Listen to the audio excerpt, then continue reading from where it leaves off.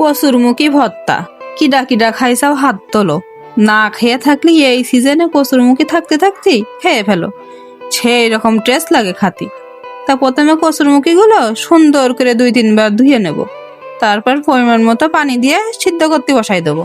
যেই পানিটা কমে আইছে একটা কাঁচা চামচ ঢুকোই দিয়ে আবার দেখে নিলাম সিদ্ধ হয়েছে কিনা। এইবার ঠান্ডা পানি দিয়ে ধুয়ে কচুগুলো ছিলে নিলাম।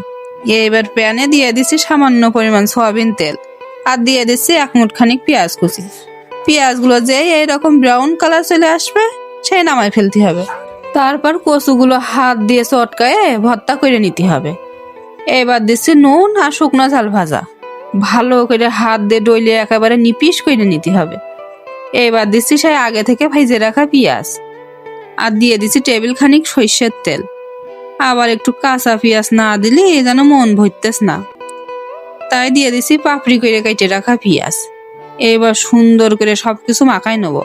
সকাল হোক আর দুপুর গরম ভাতে খাতি যে কি মজা লাগে তার বইলে বোঝানো যাবে না। সেই রকম টেস্ট।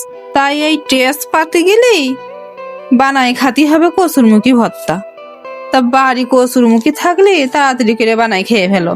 আজকে চলে যাচ্ছি, ধন্যবাদ।